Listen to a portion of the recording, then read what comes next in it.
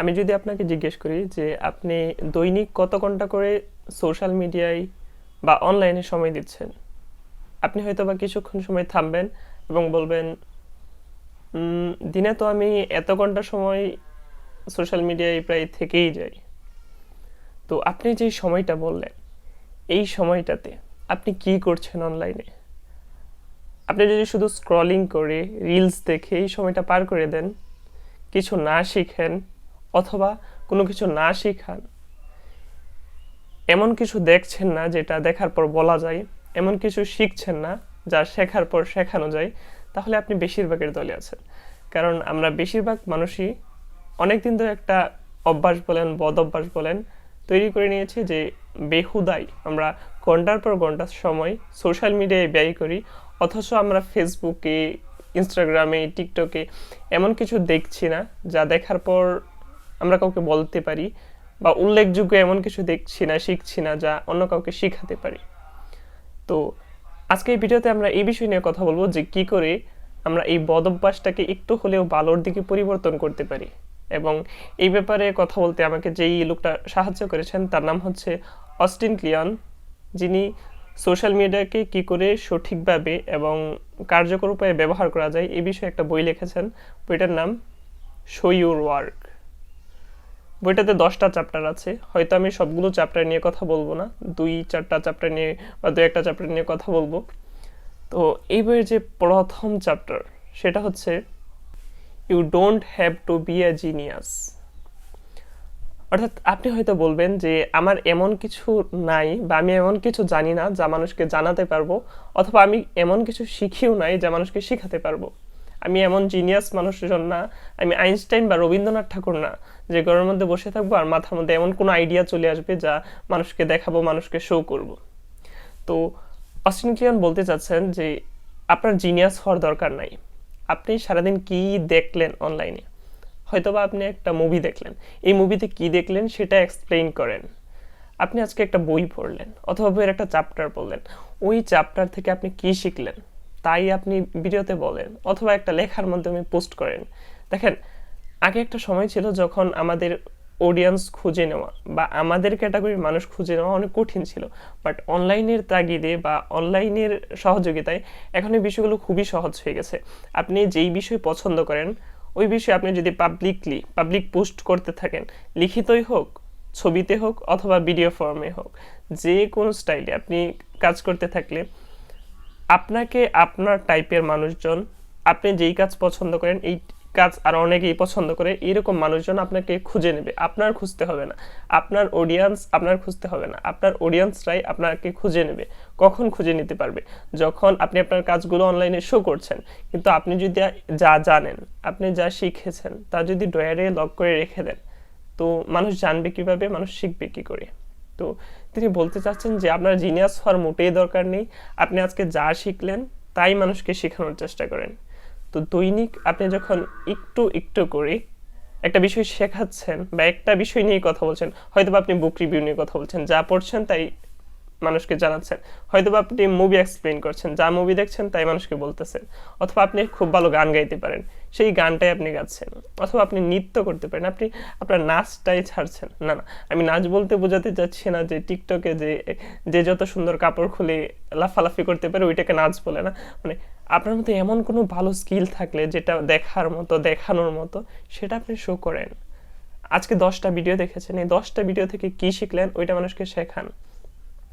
তো তিনি বলছেন যে এই যে আমাদের কাজটা, এটা হবে একটা বৃত্তের মতো। আমরা শিখবো, আমরা শেখাবো, আবার শিখবো, আবার শেখাবো, শিখবো, শেখাবো, শিখবো, শেখাবো। এবং আমাদের কাছ থেকে যে শিখবে সে আবার আরেকজনকে শেখাবে বা অনলাইনে সে এটা তার মতো করে উপস্থাপন করবে। তো এই শিক্ষা শেখানো এই সার্কেলটার মাধ্যমে আমরা জ্ঞানকে ছড়িয়ে দেব মানুষের মাঝে। আমরা যা জানি তা মানুষকে জানাবো। এখন আমরা কথা বলবো এটার ব্যাড সাইড নিয়ে। আপনি যখন পাবলিকলি কোনো কাজ করছেন, সেটা যত ভালো কাজই হোক না কেন, আপনার সবসময় প্রস্তুত থাকতে হবে 3 টাইপের মানুষের জন্য। একটা হচ্ছে the good, the bad and the আগলি। তো আপনার সবসময় কমেন্ট বক্স দেখতে হবে যে কীরকম মানুষ আপনার ভিডিওতে কমেন্ট করছে। সব মানুষের লেভেল কিন্তু সেম না। আপনি কমেন্ট দেখে বুঝতে পারবেন যে কে কোন লেভেলের বা কে কোন মানের মানুষজন। কেউ আপনার কাজকে অ্যাপ্রিসিয়েট করবে, কেউ আপনাকে হয়তো গঠনমূলক ভালো উপদেশ দিবে যে এটা এভাবে করলে ভালো হতো, এটা এভাবে উপস্থাপন করা যায়, দে আর গুড। বাট কিছু লোক থাকবে যারা আপনাকে বাজে কমেন্ট করবে, এমন কমেন্ট যেটা খুবই খারাপ। মনে রাখবেন যে এই জিনিসটা সুন্দর সেটা সবার জন্য সুন্দর, যেটা অসুন্দর যা বিশ্রী তা সবার জন্যই বিশ্রী। সো ওই কমেন্টগুলোকে আপনি ডাস্টবিনে ফেলে দেবেন এবং যে কমেন্টটা করেছে তাকেও ডাস্টবিনে ফেলে দেবেন, মানে ব্লক লিস্ট। কারণ এই সুন্দর পৃথিবীটাকে আমরা আরো সুন্দর করতে চাই, তো যারা বিশ্রী, যাদের কাজ বিশ্রী, তাদেরকে আমরা রাখতে চাই না আমাদের দুনিয়ায়, সো তাদেরকে ডাস্টবিনে ফেলে দেব। তো তিনি এইখানে আরেকটা চ্যাপ্টার তৈরি করেছেন এই কমেন্ট বক্স নিয়ে, সেটা হচ্ছে how to take a punch. আপনি কি করে একটা পাঞ্চের প্রতিক্রিয়া দেখাবেন। দেখেন, আপনি যখন পাবলিকলি কাজ করছেন তখন কে কি মন্তব্য করবে তা কিন্তু আপনার আয়ত্তে নেই। আপনি পাবলিকলি একটা কাজ করেছেন, একটা লেখা পোস্ট করেছেন, একটা ভিডিও পোস্ট করেছেন, যে যা ইচ্ছা কমেন্ট করতে পারে, কিন্তু আপনি এই কমেন্টের প্রতিক্রিয়া কি করবেন? আপনি কি তার সাথে, মানে আপনি কি একটা কুকুরের সাথে গেউ গেউ শুরু করবেন, নাকি আপনি, আপনার প্রতিক্রিয়াটা কি হবে? এটা কিন্তু আপনার হাতে আছে। আপনি চাইলে একটা ভালো প্রতিক্রিয়া করতে পারেন, আপনি চাইলেই এটাকে সঠিকভাবে হ্যান্ডেল করতে পারেন, আবার আপনি চাইলে ওই বিশ্রী মানুষটার সাথে বিশ্রী হয়ে যেতে পারেন। সো উনি আমাদেরকে শেখাচ্ছেন যে কি করে একটা পাঞ্চ নিতে হবে সোশ্যাল মিডিয়ায় বা পাবলিক প্লেসে। যখন আমরা কাজ করব আমাদের পাঞ্চ নেওয়া শিখতে হবে। রকমারি, উদ্ভাস, উন্মেষ, উৎকর্ষ, উত্তরণ সহ একাধিক বিজ্ঞান বাস্কু, এরকম অনেকগুলো প্ল্যাটফর্মের প্রতিষ্ঠাতা, সহ প্রতিষ্ঠাতা বা সিও বলতে পারেন মাহমুদুল হাসান সোহাগ ভাই একটা কথা বলেন যে তুমি যখন পাবলিকলি কাজ করবা বা অনেক বড় পরিসরে একটা বিষয় নিয়ে কাজ করবা, তখন তোমার শরীরের চামড়াটা হতে হবে গন্ডারের মতো। অনেক কিছু মানুষ বলবে, অনেক কিছু সহ্য করতে হবে, অনেক কিছু মানুষের কাছ থেকে শুনতে হবে। এগুলো শুনে সহ্য করে যদি তুমি কাজ করতে পারো তাহলে তুমি টিকে থাকতে পারবে, নয়তো তুমি বিলুপ্ত হয়ে যাবে। জাস্ট অ্যামেজিং লাইনটা। আপনার চামড়া গন্ডারের চামড়ার মতো করতে হবে। দিন দিন আমারটাও গন্ডারের চামড়ার মতো হয়ে উঠছে। কে কি বলছে ডাজন্ট ম্যাটার। আপনি যদি ভালো কাজ করেন, আপনি জানেন আপনি সঠিক আছেন, আপনি সঠিক কাজ করছেন, কে কি বললো এটা ভাবার কোনো প্রয়োজনই নেই। সো পাছে লোকে কিছু বলে, কে কি বললো, এইটা নিয়ে কেয়ার করা যাবে না। আপনি আপনার কাজ করে যান, যদি আপনি আপনার জায়গায় ঠিক হন, নিজের সত্যকে আপনি ধারণ করেন। নজরুল যেভাবে বলেছেন, না না আমি সম্পূর্ণ নজরুলের মতো হতে বলছি না যে আপনি নিজের সত্যকে ধারণ করতে গিয়ে অহংকারী হয়ে যাবেন। আবার নজরুল বলেছেন যে মিথ্যা বিনয়ের চেয়ে সত্যের অহংকার ভালো। কথাটা কিন্তু খারাপ না। অনেকেই বলেন যে এই বইয়ের সবচেয়ে প্রিয় চ্যাপ্টার অথবা প্রিয় উক্তি নিয়ে কথা বলতে, তো আমি প্রিয় চ্যাপ্টার বা প্রিয় উক্তি নিয়ে কথা বলবো না, আমি এই বইয়ের দুইটা পেজ নিয়ে কথা বলতে চাই, যে দুইটা পেজ আমার কাছে অনেক ভালো লেগেছে। একটা পেজে তিনি দেখিয়েছেন ডে 1, তারপর এটা নিচে ক্রস, একটা কাজ করার পর একটা ক্রস, তারপর ডে 30 মানে 30 দিন, আপনি 30টা কাজ করার পর 30টা ক্রস। এবং সবচেয়ে সুন্দর বিষয় হয়েছে যখন আপনি এই বড় পেজটা উল্টাবেন, পরবর্তী পেজে 365 দিনে 365টা ক্রস বা আপনার 365টা কাজ হয়ে গেছে। দেখেন, আপনার প্রিয় কাজগুলো, আপনার ছোট ছোট লেখা, আপনার ছোট ছোট ভিডিও, আপনি যা শিখছেন 365 দিন, তা আপনি শিখাচ্ছেন, তা একটা জায়গায় স্টোর হয়ে আছে, কতগুলো কাজ হয়েছে। এই কাজগুলো কিন্তু একটা প্র্যাকটিসের মতো। আপনি যখন রেগুলার এই কাজগুলো করছেন, 365 দিন 365টা কাজ করেছেন, অবশ্যই আপনার কোনো না কোনো কাজ মানুষের নজরে আসবে এবং আপনার টাইপের মানুষজন আপনাকে খুঁজে নেবে। এবং আপনি যে রেগুলার কাজটা করছেন এটার জন্য আপনার প্র্যাকটিস করতে করতে আপনি ওই কাজে দক্ষ হয়ে যাবেন।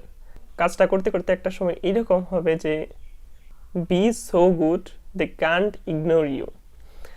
এতটাই ভালো হয়ে যাবেন আপনি ওই কাজে যে মানুষ আপনাকে ইগনোর করতে পারবে না। আপনি ওই কাজে দক্ষ, বা বাংলাদেশের অথবা হ্যাঁ, আপনি যেহেতু বাংলাতে ভিডিও করছেন তো ইন্টারন্যাশনালি তো বলা যাচ্ছে না, আপনি বাংলাদেশে এইরকম 10 জনের একজন বা 100 জনের একজন হয়ে যাবেন যেই কাজে অনেক দক্ষ। Practice makes a man perfect. So আপনি 365 দিন 365টা কাজ করেছেন একটা বিষয়ের উপর, অবশ্যই আপনি সো গুড হয়ে যাবেন দে কান্ট ইগনোর ইউ, যাতে মানুষ আপনাকে ইগনোর করতে পারবে না। এবং সর্বশেষ একটা কথাই বলবো যে we can learn how to take a punch.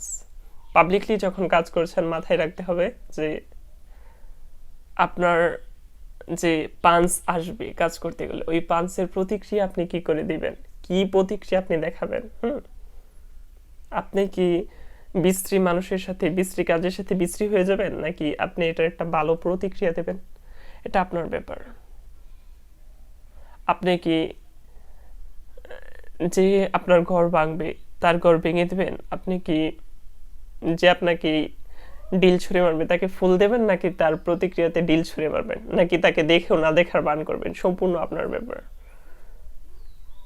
এবং এই বইটা শো ইউর ওয়ার্ক, তুমি তোমার কাজকে শো করো, তুমি তোমার যেই নিজের কাজ, নিজের পছন্দ, এটাকে প্রেজেন্ট করো। এখন এই অনলাইনের দুনিয়ায় এগুলো খুবই সহজ। আপনি এই অনলাইনের দুনিয়ায় আপনি আপনার কাজ দ্বারা মানুষের নজরে আসতে পারেন, এটা থেকে একটা ভালো আউটকাম আনতে পারেন। আমি বলছি না যে আপনাকে ডলার কামাতে হবে, আপনাকে ইনকাম জেনারেট করতে হবে, বাট আপনি যখন একটা কাজ দেখাচ্ছেন, আপনি ওই কাজে ভালো হচ্ছেন। সেকেন্ড, আপনি আপনার ক্যাটাগরির অনেক মানুষ খুঁজে পাচ্ছেন, আপনার একটা কমিউনিটি বিল্ড আপ হচ্ছে, এবং যেই কমিউনিটি আপনাকে অনেকভাবে অনেক জায়গায় হেল্প করতে পারবে। আপনি বিভিন্ন জায়গায় বিভিন্নভাবে মানুষের কাছ থেকে হেল্প পাবেন জাস্ট আপনার কাজের জন্য।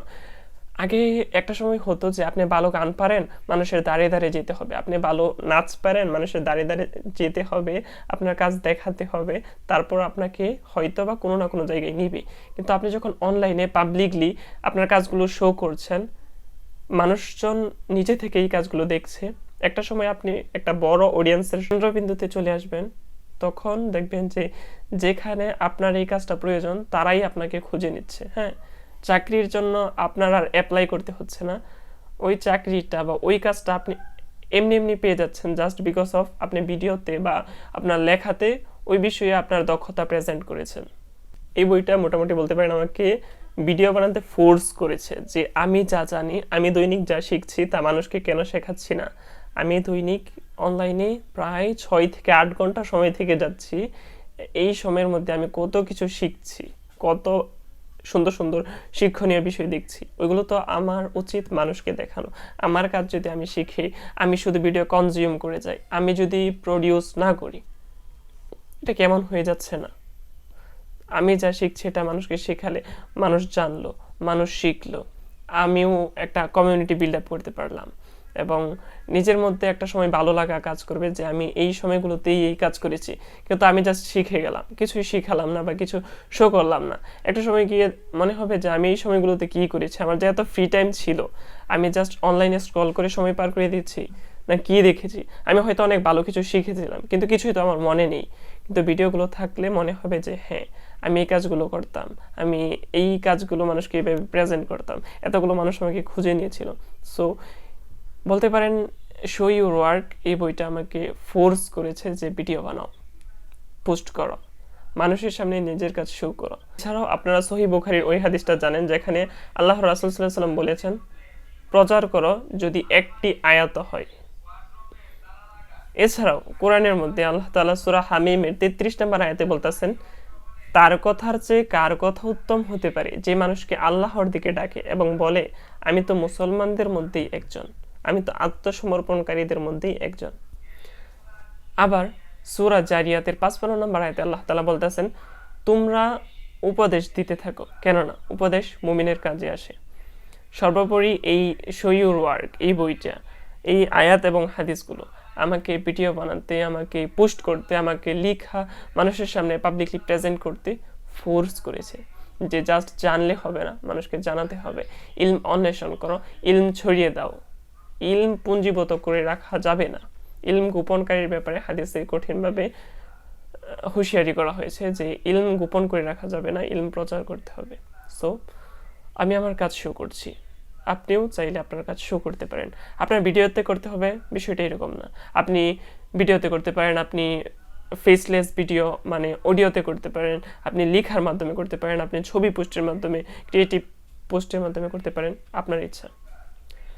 তো আজ আর কথা বাড়াচ্ছি না, এই ভিডিও আর লম্বা করতে চাচ্ছি না। দেখা হচ্ছে ইনশাল্লাহ পরবর্তী নতুন কোনো ভিডিওতে। ততক্ষণ ভালো থাকেন, সুস্থ থাকেন এবং ভালো কাজের সাথে লেগে থাকেন। বই পড়েন, বইয়ের রিভিউ দেন, মানুষকে বই পড়তে বলেন, মানুষকে বই গিফট করেন। ভিডিও শেষে একটাই চাওয়া এবং একটাই মেসেজ, বইয়ে বইয়ে সয়লাভ হোক 56,000 বর্গমাইল। বই পড়ুন, বই পড়তে উৎসাহিত করুন এবং নিজের কাজ শুরু করুন। আসসালামু আলাইকুম রহমতুল্লাহ।